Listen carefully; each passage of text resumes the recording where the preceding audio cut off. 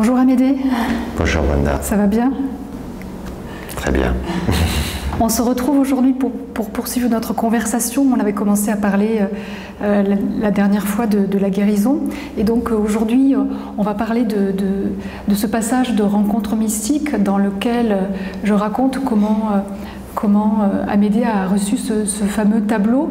Et ensuite, la synchronicité qui s'est produite et qui a été vraiment un moment incroyable, extraordinaire, et qui m'a fait découvrir cette dimension spirituelle d'une façon complètement, je dirais, ça me semblait fou à ce moment-là, puisque ce qui s'est passé, c'est que tout d'abord, tu as reçu un tableau.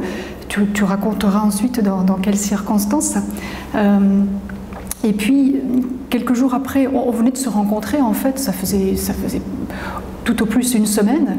J'avais vécu donc cette guérison dont je parlais la dernière fois, une guérison très rapide, très importante pour moi, qui avait beaucoup de sens.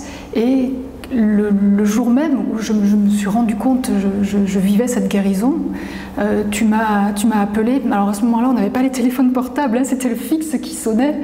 Et là, j'ai su au moment où le téléphone sonnait, puisque je sentais que j'étais en train de vivre cette guérison, j'ai su que tu m'appelais, mais je ne savais pas ce que tu allais me dire. Et en fait, c'est là où tu m'as annoncé que tu avais des révélations à me faire.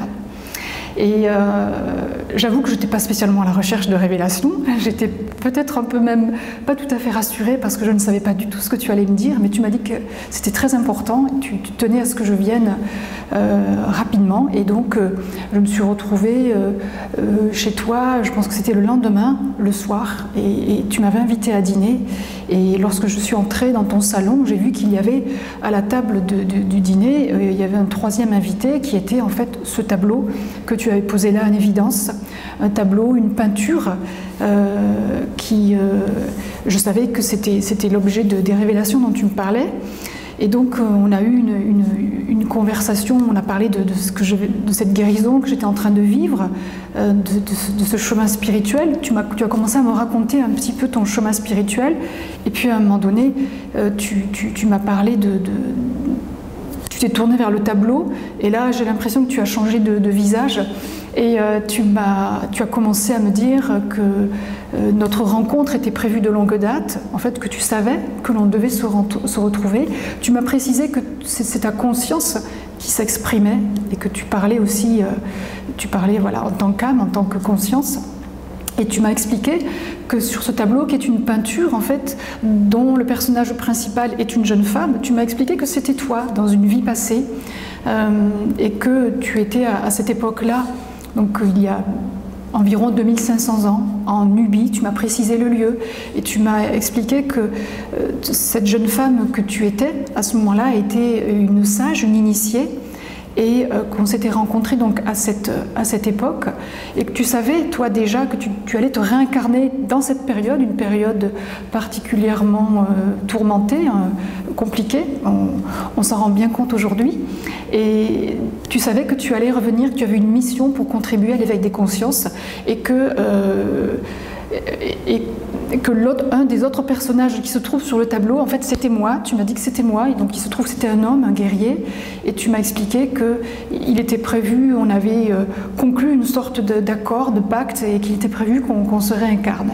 Donc j'ai écouté ce que tu m'as dit, à la fois poliment, comme tu dis, et en même temps dans un état un peu de choc et de sidération, parce que je n'avais absolument aucun élément qui me permette je n'avais aucune perception, et j'étais aussi très, très surprise, très interpellée par l'aplomb, l'assurance avec lesquelles tu me disais cela, comme si pour toi c'était une évidence.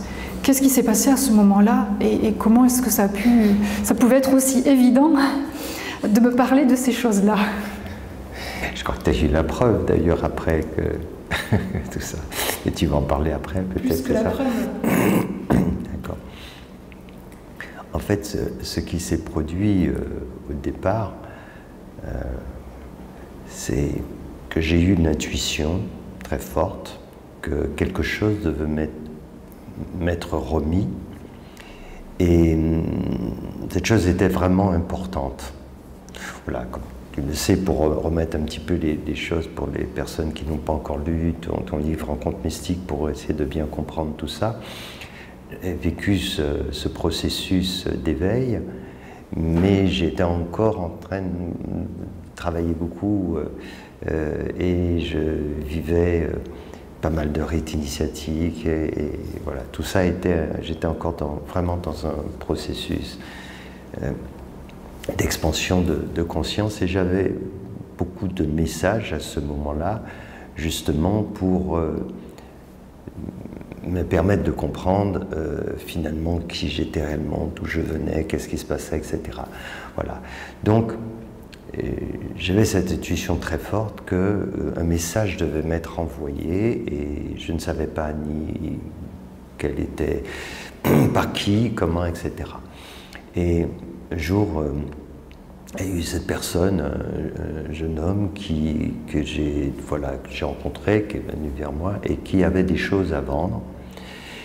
Et dès qu'il s'est approché, l'intuition m'a dit c'est lui. Donc j'ai su, évidemment, parce que quand on est vraiment à l'écoute de son intuition et qu'on a vécu un processus d'éveil, cette conscience, elle se manifeste avec une clarté qui ne laisse aucun doute. Et donc, je savais qu'il s'agissait donc de ce jeune homme. Et il avait des tableaux à vendre. Ça faisait 2-3 jours, je crois, qu'il était à La Réunion. Il venait de très loin, puisque ça s'est déroulé à l'île de La Réunion. Et lui, il venait de Saint-Martin, donc les Antilles. L'océan Indien, c'est très très loin. La première fois qu'il débarquait sur cette île, et jusqu'alors, il n'avait rien vendu encore. Un homme très positif, tout ça, mais bon, il était un petit peu désabusé et il était bien content que je semble si intéressé par ces tableaux. Seulement, quand il m'a montré ces tableaux, j'étais de moins en moins intéressé, parce que les tableaux de plage, des cocotiers, des choses comme ça, tout ça, c'était vraiment pas... Et l'intuition me disait non, non, c'est vraiment lui. Donc je l'ai vraiment regardé bien dans les yeux et je lui ai dit écoute, tu as quelque chose pour moi, mais c'est pas ces choses-là, tes tableaux, etc. Tout ça. Et il m'a regardé un peu surpris, très interrogateur. Il m'a dit bah oui, c'est vrai, j'ai 2 tableaux, mais bon, je les montre pas parce que c'est vraiment trop différent. J'ai dit montre-les-moi. Et c'est là qu'il a montré ce tableau avec cette jeune femme, donc tableau très mystique. Et dès que je l'ai vu, j'ai su que c'était ce message qui m'était envoyé. Donc je lui ai pris, il était très content, lui, et je l'ai plus jamais revu. Et en fait, quand j'ai pris ce tableau, il est arrivé un moment où je me suis posé, voilà, c'est un rite, je suis allé sous l'eau, la douche, laisser l'eau couler, respirer, méditer, et puis à ce moment-là, je suis parti. Et là, je suis en Nubie, je sens les odeurs, la chaleur, je marche, je suis cette jeune femme, je bouge, je communique avec la nature. Elle me parle à tout instant, je vois des gens autour de moi, j'enseigne, je guéris, et là je suis parti, j'y suis là quand j'en parle de cette façon, je suis en Nubie, j'entends des sons, je vois des images, et donc à partir de là, c'est comme une mémoire qui remonte à la surface, et c'est ma mémoire, c'est la mémoire de l'âme. Ce n'est pas la mémoire juste du corps physique, c'est la mémoire de l'âme qui remonte. Et donc, à partir de là, c'était une évidence pour moi, puisque j'ai su que ce tableau représentait ce personnage, voilà, mon âme a incarné. Et il y a environ, comme tu dis, 2500 ans en Nubie, j'ai vu beaucoup de choses que je faisais, mais l'essentiel était une préparation pour revenir à une époque, pour faire un travail très important dans le cadre de l'éveil des consciences. Et dans le cadre de ce travail, je devais retrouver un certain nombre de personnes, dont toi. J'ai connu différentes personnes qui venaient me voir à l'époque, qui venaient voir cette jeune initiée, et toi, tu étais une personne qui était loin, a priori, de cette approche spirituelle, guerrier, meneur de troupes, l'épée, toujours prête à couper la tête de celui qui ne se tient pas tranquille, enfin, c'est autre chose, mais avec de grandes qualités de loyauté, de courage, etc. Et ce qui t'a intrigué à cette époque, c'est de se dire, mais comment cette femme, petite, arrivait à faire des choses incroyables que tu voyais à l'époque. Pas seulement de guérir, mais des tas d'autres choses. Et pouvoir prédire l'avenir et faire tout ça. Et à un moment donné, ça a été plus fort que toi et tu as voulu être enseigné. Et là a commencé l'enseignement avec d'autres personnes aussi qui venaient vraiment recevoir cet enseignement. Et un jour, parce que ton parcours il était vraiment très, très conséquent,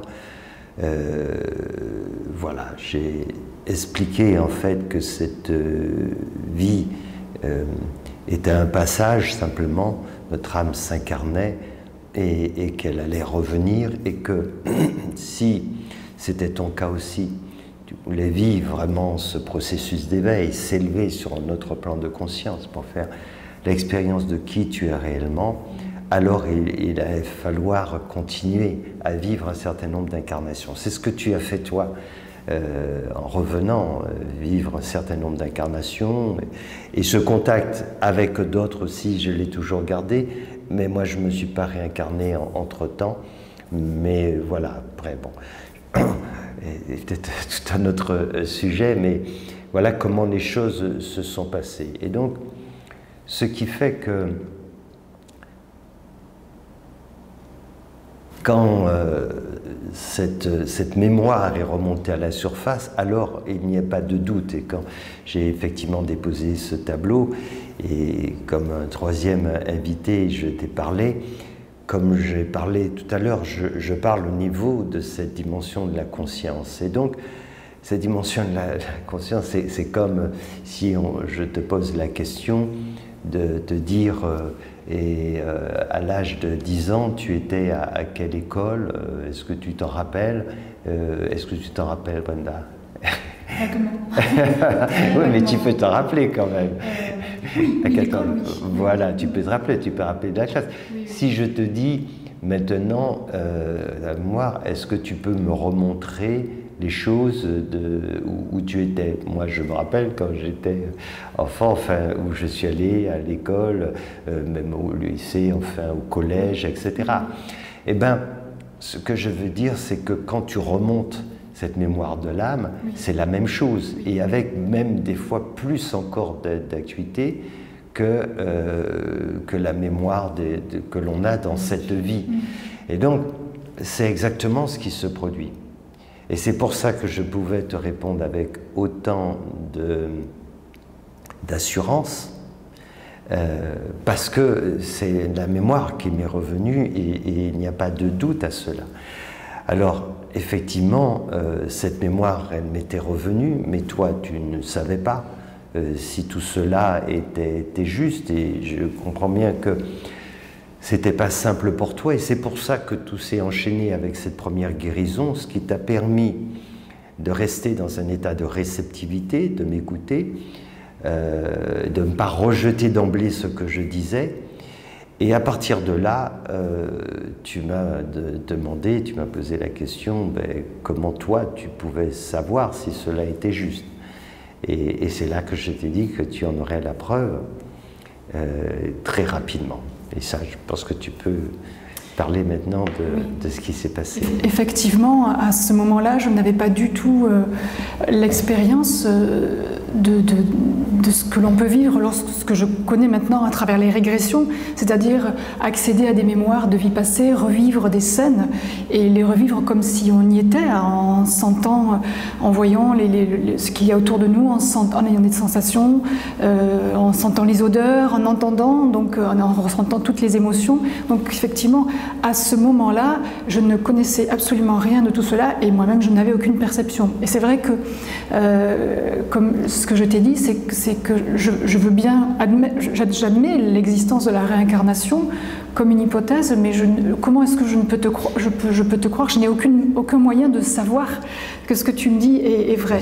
Même si ça m'avait beaucoup interpellée, cette façon que tu avais avec beaucoup d'assurance, comme je le disais, de me décrire cela. Donc il y avait quelque chose quand même qui m'interpellait. Mais effectivement, donc, je suis rentrée chez moi un peu troublée, un peu sonnée.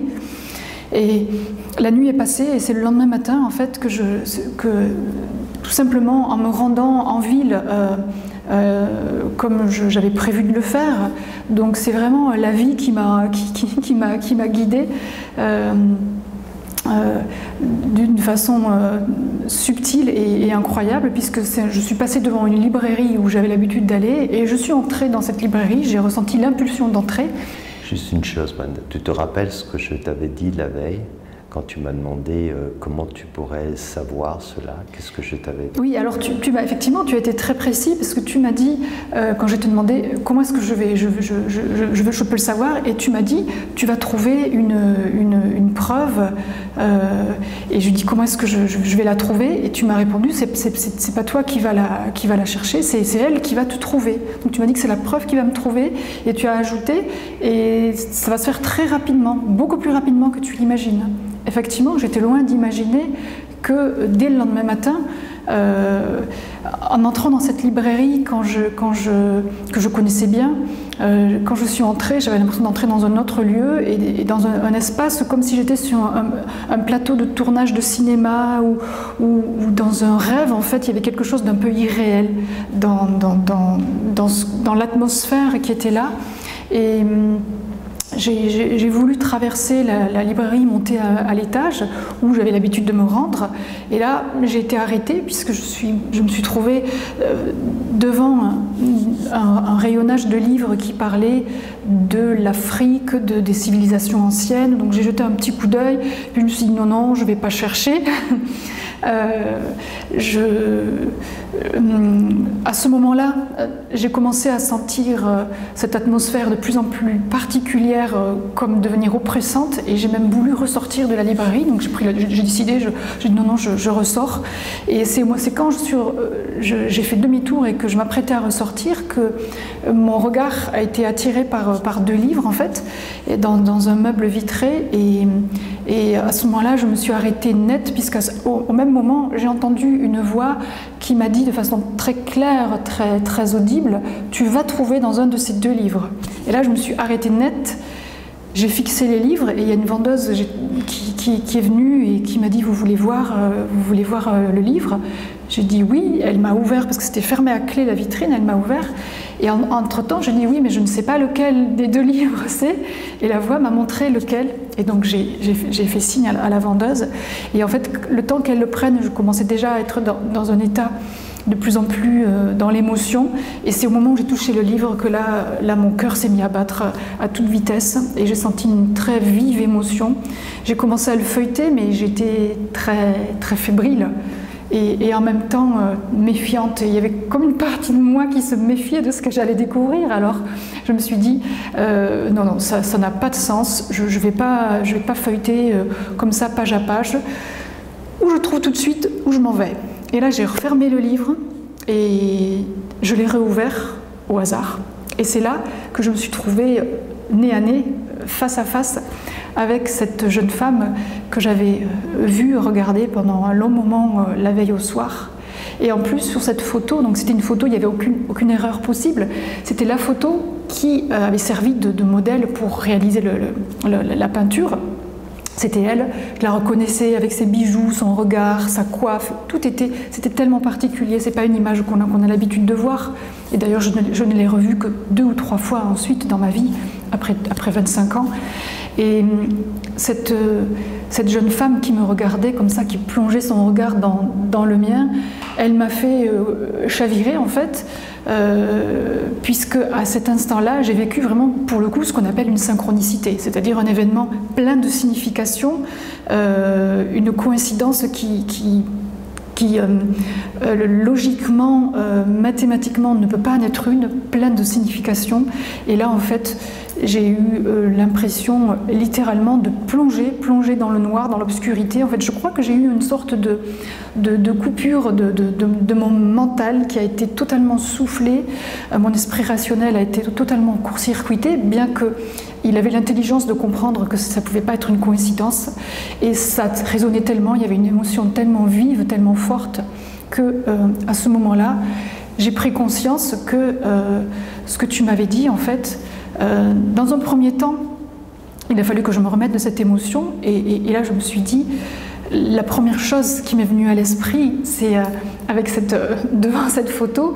Et puis quand j'ai pris le livre et que je suis sortie de la librairie, je me suis dit, mais en fait, je ne sais pas qui je suis. J'ai vécu ce petit bout d'existence jusqu'alors sans avoir aucune idée de qui je suis. Et je parle de la réalité de mon âme, puisque c'était quelque chose qui m'était totalement étranger. Et cette synchronicité, en fait, me montrait cela. Et en même temps, j'avais l'impression...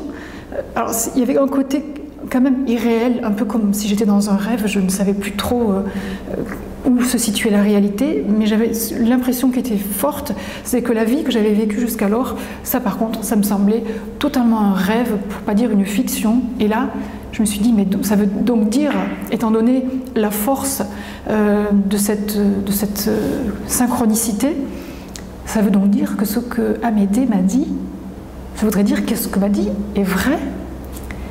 Et donc là, je me suis posée, j'ai essayé de reprendre mes esprits, ce qui m'a pris un certain temps, et qui m'a pris des heures, pour ne pas dire la journée, et je suis revenue te voir avec le livre.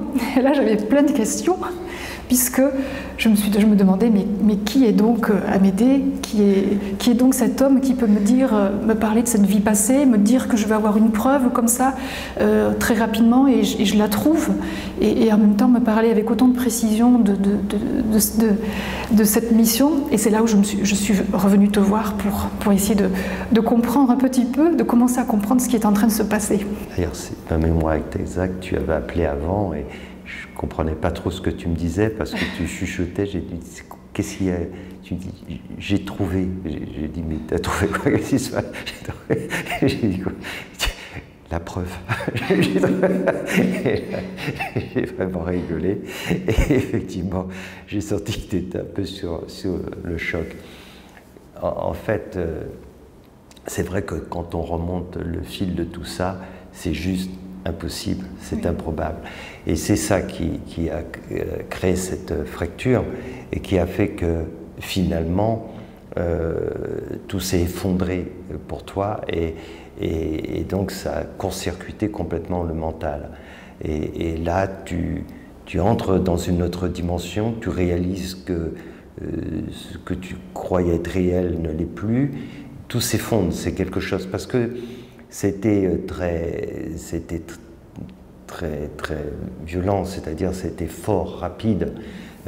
Quand on comprend l'histoire, quand on rencontrait il y a très peu de temps, cette guérison, et ensuite te parle de quelque chose que je dois recevoir sous peu, et puis la façon dont ça m'a été transmis, c'est tellement pas évident. Personne comme ça, je rencontre, ensuite j'insiste pour qu'il me donne cette chose, et finalement après, en méditation, quand je suis parti, là, ensuite je te parle de cette histoire de tableau, je te dis la preuve, tu l'as trouvée, et le lendemain, on est dans l'improbabilité totale. Donc à partir de là, on entre dans une autre dimension, c'est ce qui s'est passé. Alors, concrètement, ça voulait dire que tu ne savais pas qui tu étais réellement, mais tu savais ce que tu n'étais pas. C'est ça. Là, tu prenais conscience de l'irréalité de ce monde. Voilà, puisque tout cela prenait sens maintenant. En plus, c'est vrai que personne ne va le voir justement à travers les images que l'on montre aussi dans cette vidéo, que la différence dans le tableau qui est notable, c'est que là, la jeune fille, elle porte son regard droit et elle te regarde dans les yeux, comme pour te dire, alors, on dit quoi maintenant? Et donc, c'est ce qui a fait que tu as failli vaciller quand ça s'est produit. Et c'est un message puissant, c'était ce message qu'il fallait que je t'envoie, notamment pour qu'on ne perde pas de temps et qu'on se mette au travail en disant, bon, maintenant, il faut aller au boulot parce qu'on a des choses à faire et on est venu s'incarner pour accomplir un certain nombre de choses, une mission l'éveil des consciences, et toi, pour vivre ton processus d'éveil dans cette vie, pour parvenir aussi à vivre cela. Donc c'est pas rien et il faut s'y mettre sans tarder. Le processus d'éveil, c'est d'ailleurs ce dont on va parler dans une prochaine vidéo. On vous donne rendez-vous pour une prochaine vidéo. On va aborder ce sujet-là un peu plus en détail et poursuivre cette passionnante conversation. Merci. Avec plaisir. Namasté. Namasté.